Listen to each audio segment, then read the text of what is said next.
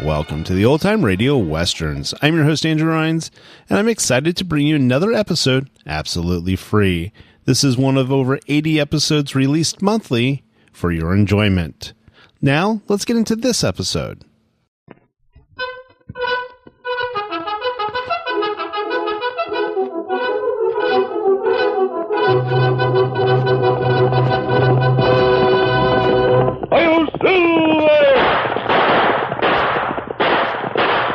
Fiery horse with the speed of light, a cloud of dust, and a hearty Hi-Yo Silver, the Lone Ranger.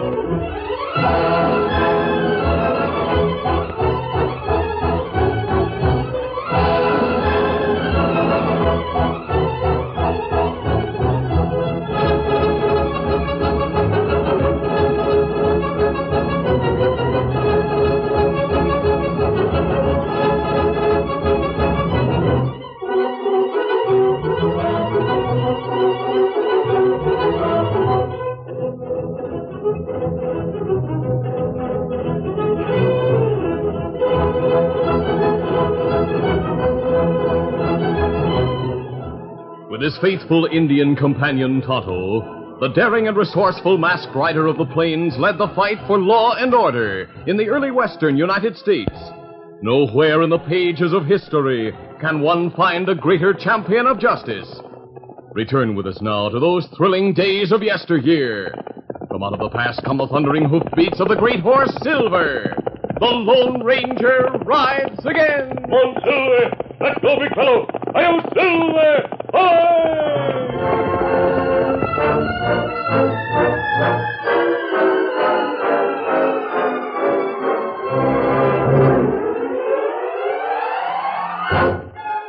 Josh Kinsey and Cy Adams owned adjoining spreads in the far southwest, but they were anything but neighborly. Their mutual dislike, which had started with a dispute over a line fence, had developed into a feud. Hardly a week passed that there wasn't trouble about one thing or another. Hey, boss, look over there.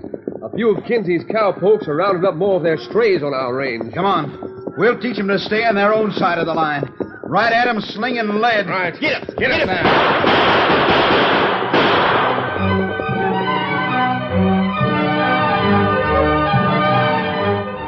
Before that week was over, Cy Adams' men retaliated because of the loss of some of the cattle and the wounding of one of their men.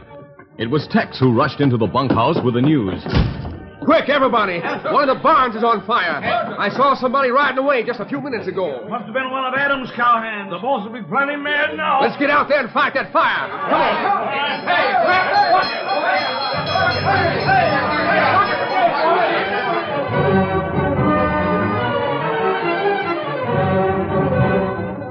It seemed that matters were going from bad to worse, and the dislike between Cy and Josh grew into a strong hatred. Josh, a widower, lived alone with his son Terry. Cy Adams, a bachelor, lived with his orphaned nephew Jimmy. Both boys were about 10 years old and had become close friends, unknown to their elders. The boys met secretly to play together whenever possible. One morning, a cowpoke reined to a stop at the Adams ranch house. Ho, ho, ho, ho, ho. Easy.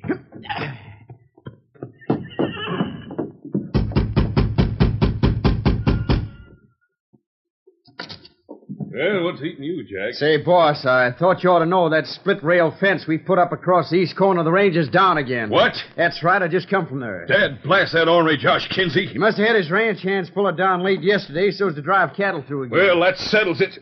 I'm going to town to order some of that newfangled barbed wire fencing to put up. What's the matter, Uncle Si? Nothing that concerns you, Jimmy. This is grown-ups' business. Boss, about that barbed wire, it's dangerous Is that stuff. the wire you looked at in town, Uncle Si? The kind that has stickers on Yes, it? yes, Jimmy. Now run along.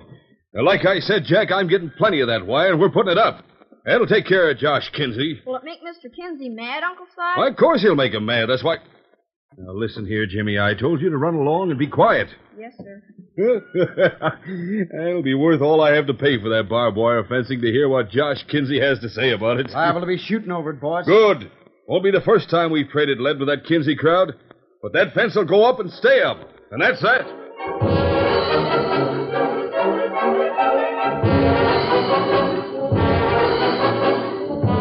That same day, Josh Kinsey and his young son Terry were eating supper when the foreman of the ranch entered.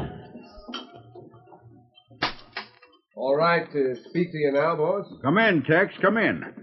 What's on your mind? Hi, Terry. Hello. I just come from town, boss. Well, Got a bit of news while I was there. Might interest you considerable. let's have it then. Si Adams got a whole load of barbed wire. Rolls and rolls of it. You mean that dirty low-down coyote's fixing to use that murderous wire to fence us out? Well, that's right. He's fixing to do just that, so I heard tell in town. And I won't let him get away with using it. Why is Mr. Adams going to use that kind of wire, Dad? To keep us from getting our cattle across a bit of his land, that's why.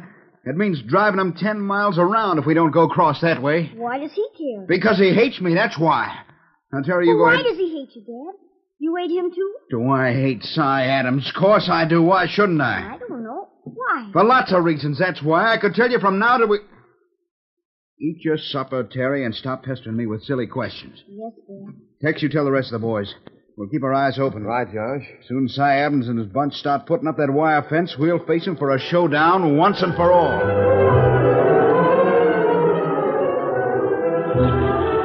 That afternoon, Si Adams and some of his men rode alongside the big wagon that was hauling the barbed wire from town. By thunder, this wire will settle things with Kinsey. Yeah, boss, but he'll do all he can to stop us putting it up. Hey, Si, there's some horsemen coming up behind us fast. Looks like the Kinsey bunch. Well, whip up that team, get going with the wire. We'll drop back and hit them off. Get out! Get out there! Get out! All right, get ready for them, boys. Get your guns handy. Right. Ho, ho, there. Ho, ho, ho, ho, ho. Hey, boss, the coyotes are shooting at us. All right, throw lead at them, boys. Ho, ho, hey!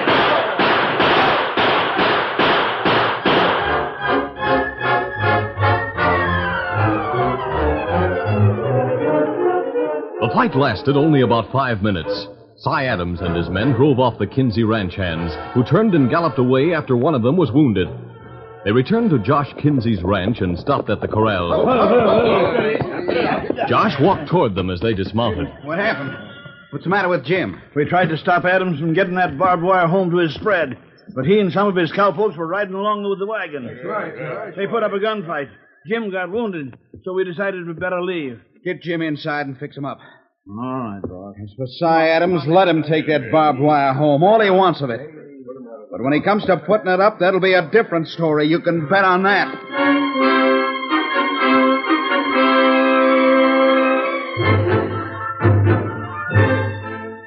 It was dusk when Tonto, Indian companion of the Lone Ranger, stopped at the temporary camp they shared in the nearby hills. You've been gone a long time, Tonto. Me stay a little longer, get news. Oh, what news? Me hear talk about range war. A range war? Ah.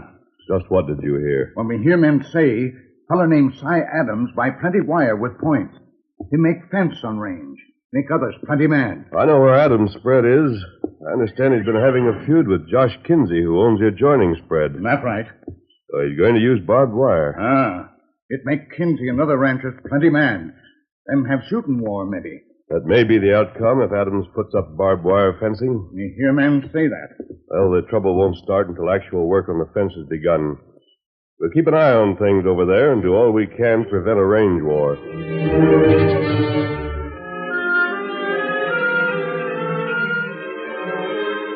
The following afternoon, Terry, riding a pony, approached a clump of cottonwoods along the trail near his father's ranch. Jimmy, who also owned a pony, was waiting there. Go boy. Oh, steady. Hi. Hi there, Jimmy. Been waiting long? Uh-huh. Most an hour. You knew I'd come, though, didn't you? Sure. I brought you something. You did? What? This. Golly, a make-believe gun. Just like the one you have. Yep. Here, take it. Gee, and the way it's painted. Sure looks real, doesn't it, Terry? Yep. Golly, thanks. Where'd you get it? Tex made it, like he did mine. Gosh, did you tell him about us being friends and all? Yeah, but Tex won't tell. He thinks we ought to be friends. He thinks your Uncle Si and my father ought to be friends, too. He does? Sure. But I guess we never will be. Grown-ups are funny, aren't they? Uh-huh. Guess I'd get a licking from Uncle Si if he knew I met you here all the time. Guess Dad licked me, too, if he found out. Bet he thinks I ought to hate you like he hates your uncle. Yeah, but it's more fun being friends, I think. Me, too. Tex says someone who hates someone else is an abomination in the eyes of mankind. Golly, Tex said that? Yep.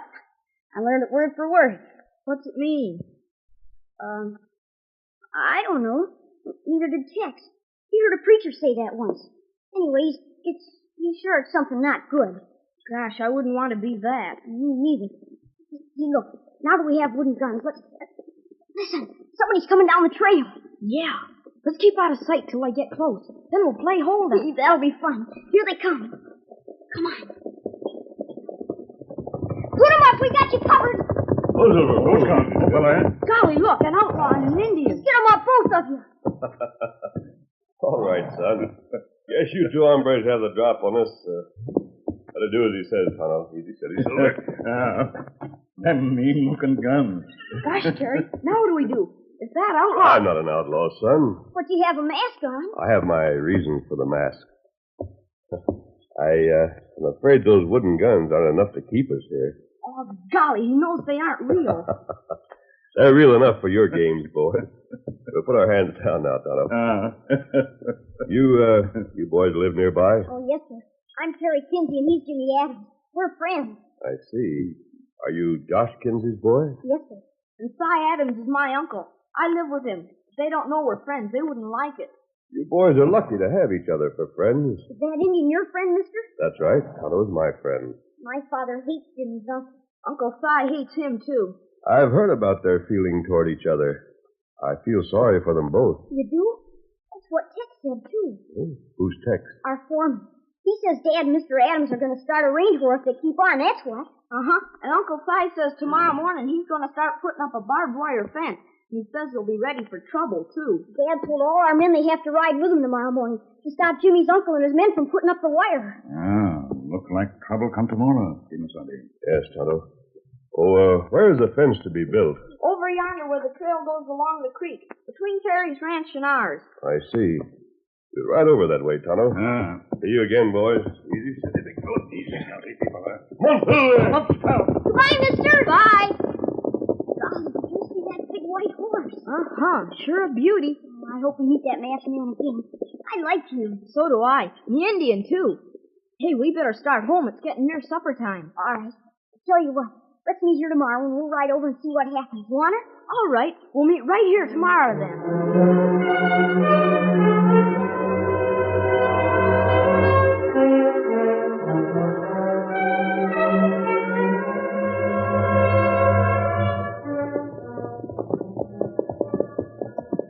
Meantime, the Lone Ranger and Tonto rode over to inspect the disputed boundary line between the ranches. That's where the rail fence was taken down so Terry's father could drive his cattle through. It's not good this wire fence be put up. Those two men got together instead of being at each other's throats. Their ranches would be more prosperous. Boys have more sense than older ones. Yes, they become good friends. Look, Kimasabi. Seems like Kinsey and his men are going to drive cattle across Adams' land before the wire fence is put up. Then leave herd on Kinsey's side for night and drive them through in early morning, maybe. Don't get those cattle through before Adams' men come to put up the fence. There'll really be trouble. And Kinsey will lose some of his cattle. That's right. Well, we better go back to our camp for the night. We're right over here early in the morning, Tonto. Maybe it's better if we... Hey, look! Hello! Then see us. Make for the arroyo, quick. Come on, Silver. Down there! Down down!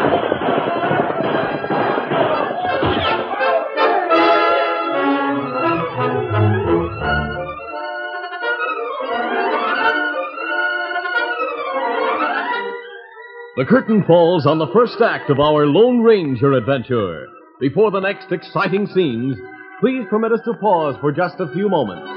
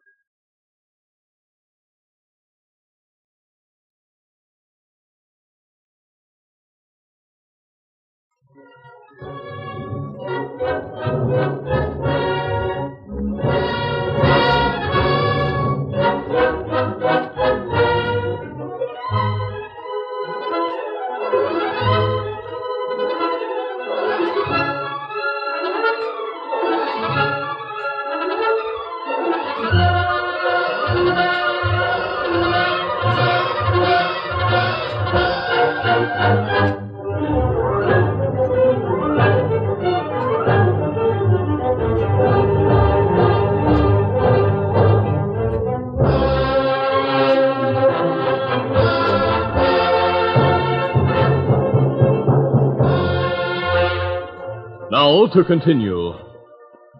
As the Lone Ranger and Tonto sat on their horses watching a roundup of the Kinsey cattle near the boundary line of the Adams spread, their presence was suddenly discovered by the cowhands. The Lone Ranger and Tonto headed into a nearby arroyo. We'll ride along the arroyo. Then what we do? We'll leave for the present. The best thing to do. Come on, to the left.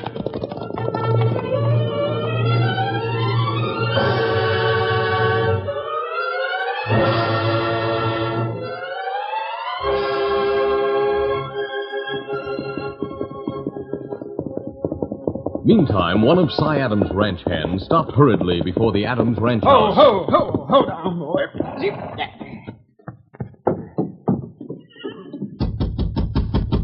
All right, come on in. Yeah, what's up this time, Jack? I thought you ought to know, boss, that Kinsey's rounded up a big herd of his cattle. He's got 'em all ready to run across our spread early in the morning. Before we get down that way to start working on the wire fence. So he's fixing to get his herd through in the morning, huh? Well, we'll set out earlier. Give Kinsey and his cowpokes a little surprise. Ah, it's a good idea, boss. Jack, you tell the boys to be ready to ride at sunup. Yes, sir. After we keep them cattle from getting through, we'll get to work on the fence. That'll be one fence that Josh Kinsey won't find so easy to pull down every time he wants to get his herds across my spread. We'll all be ready to ride with you, boss. All right, good. Tomorrow's a good time to settle this feud between Kinsey and me once and for all.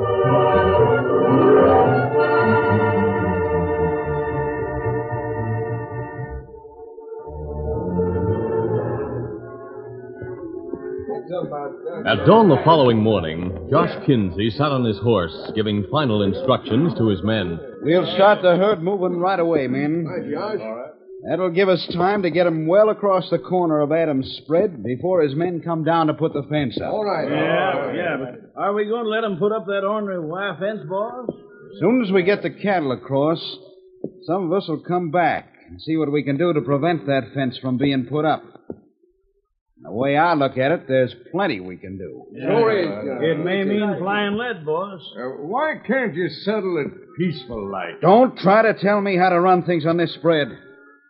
If you want to work for me, you'll do what I tell you, understand? If Adams has his way, my spread will go to the dogs, and you'll all be out of jobs then.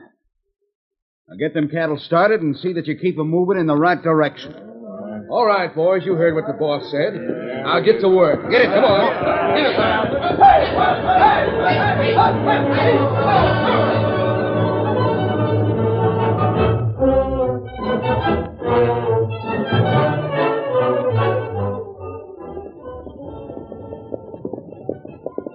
Meantime, Cy Adams and his men were riding toward the place where Kinsey intended to drive his herd across. Now, boys, we'll settle this matter first.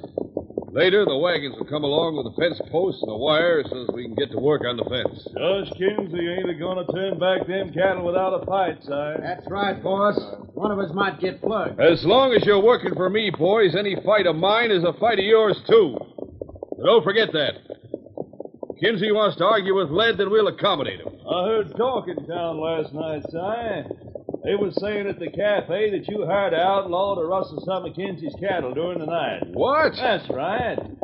Kinsey's men swear they seen a masked man and an Indian hanging around earlier in the evening, and they run him off. Last hombre was riding a big white stallion. That's something they dreamed up.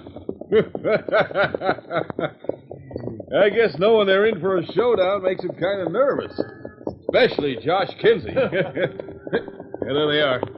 Heading across my spread with a whole herd. All right, come on, man. Get your guns handy. Ride in from this side and stampede them cattle back where they come from. All right, come on. Get up, man. Get up. Come on. Get it. Now start shooting. Here the cattle's milling around, heading back, man. They're starting down the trail by the creek. Some of them will be lost, Si. Well, that'll be Kinsey's hard luck. Keep shooting, man.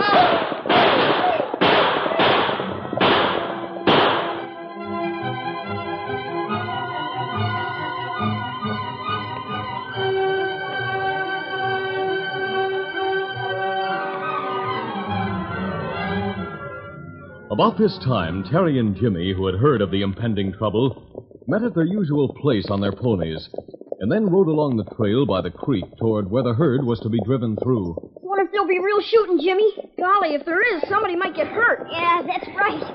Gosh, did you hear that? I do hear something. Hold there, ho. Steady, boy. Golly, they're shooting. Maybe we shouldn't have come. Uncle Si would be mad if he knew I was here. Oh, my father would be, too. Guess we better... Listen, what's that? What? Sounds like thunder or something. Oh, there ain't a cloud in the sky. It looks like... Golly! Look! The cattle herd coming at us. We'll be trampled if we don't get away from here. The ponies are scared. Let's go back, quick. Yeah, let's. Get up, fella. Come on. Boy, come on. Hurry up, Terry. I am hurrying. Get up there. Ho! Terry, get up quick. Your ponies herd, get up. Ride with me. My ankle. I can't. We'll be killed. You'll have to go on alone. No, I won't. I'm staying with you. Gosh, we'll be trampled. Help! Help!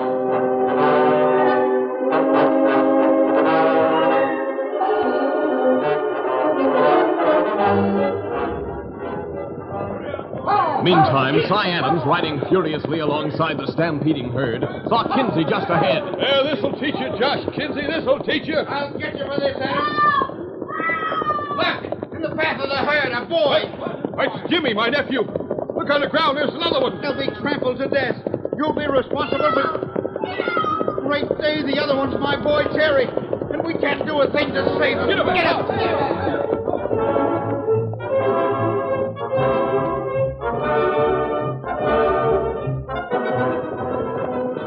A short distance away, other eyes had seen the danger of the two little boys.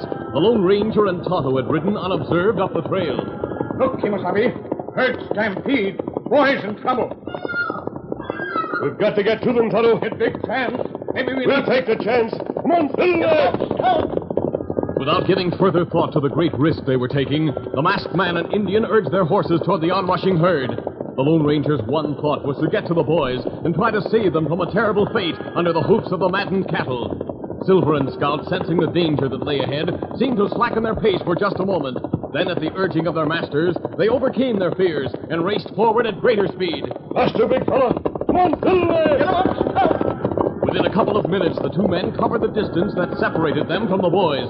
Jimmy's pony had run off, and as the Lone Ranger and Tonto stopped, the two boys stood waiting with terror showing in their faces. Oh, Silver, oh. Terry, sir, I couldn't believe him. Quick, son. Give me your hand. Pick up, my boy. Hurry up, we'll be flying. Hang on tight, boys. Come on, Phil.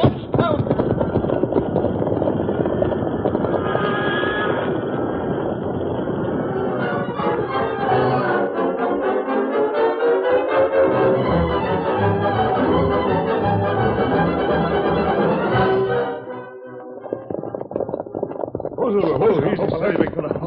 We made it. You're all right now. Golly, I never went so fast. You two saved our lives. We were all lucky to get away. I'll put you down now. There you are. We're sure glad you saw us. Golly, yes. Here's Uncle Si and Terry's father. Jimmy, lad, you all right? Sure, I'm all right, Uncle Si. My ankle's hurt. Thank heaven you're safe, son. Hey, that's the owl who we chased last night. We better hold him for the sheriff. Now, hold on, all of you. Maybe this is the masked hombre that Si had snooping last night. But Well, I just saw him save my boy, and that's good enough for me. Yeah, I never saw that masked man before. Any snooping he did was on his own. But I'm darn glad he was snooping, or Jimmy would have been trampled to death. That's right. I saw Terry's pony go down, boss. Jimmy could have got away, but he stopped to help Terry. What were you boys doing here anyway? And what were you doing together? The boys are friends, Kinsey. And Jimmy Adams was willing to give his life to stay by his friend Terry. Well, I'll be doggone. So you boys got to be friends in spite of Josh and me hating each other, huh? Golly, Uncle Si, being friends is better and much more fun. Sure is. While you two were busy feuding with each other, the kids were meeting every day and becoming good friends. That's right. You know, Uncle Si, Tex told Terry you and Mr. Kinsey are abominations. He said we're what? He meant your feeling toward each other was foolish for a couple of grown men, Kinsey. We think grown-ups act funny anyway. Well, Josh, I guess maybe our boys got a better slant on how to get along than we have. Well, what are we going to do about it? Well, it ain't too late, Josh. It ain't too late. I'm sure you'll both find that as neighbors, it's far better to be friends. The future of the West depends upon the ranchers helping one another. Well, my friend and I'll leave now. Let's go, Tonto. Come on, Phil! Let's come. See, Dad? Even the masked man has a good friend. That Indian who's riding away with him now. Well, I guess we could use a good friend, too, huh, Josh? Yep, I guess we could, Si. I'm taking back that wire this afternoon. The men will go to work pulling down the rest of the rail fences. Now you're talking, Si. You really mean that? I sure do. Let's try being friends for a while. Looks like it works with our boys right well. All right, Si. Here's my hand on it. Is that all right with you boys? It sure is. Golly, I think it's fine. How about it, men? We're all for it. You know, that stranger with a mask had a lot to do with all this. I wonder just who he is, anyway. He calls his horse Silver, and his friend's name is Tonto. Yeah, and the masked man has shiny silver bullets in his belt. Holy smoke, Josh. We've heard of that hombre. You're doggone right we have, Si. Boys, that's one of the greatest hombres in the whole West. He's the Lone Ranger.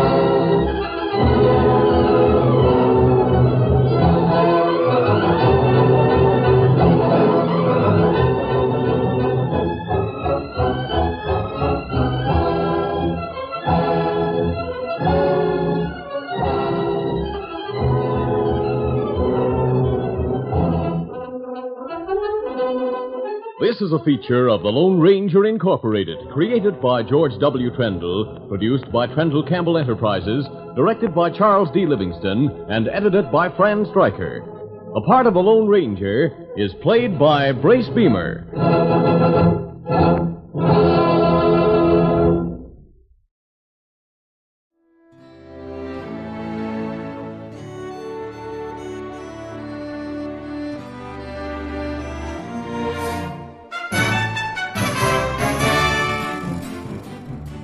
This has been a presentation of OTRWesterns.com, and we hope you enjoyed.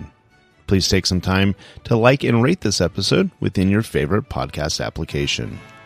Follow us on Facebook by going to OTRWesterns.com/Facebook, and subscribe to our YouTube channel by going to otrwesterns.com/YouTube. Become one of our ranch hands and unlock some exclusive content. We want to thank the following ranch hand, Steve, who joined us recently. You too can join by going to otrwesterns.com/donate. Send us an email, podcast@otrwesterns.com, and you can call and leave us a voicemail, 707-986-8739. This episode is copyright under the attribution, non-commercial, share-alike copyright. For more information, go to otrwesterns.com/copyright. Have a great day, and thanks for listening.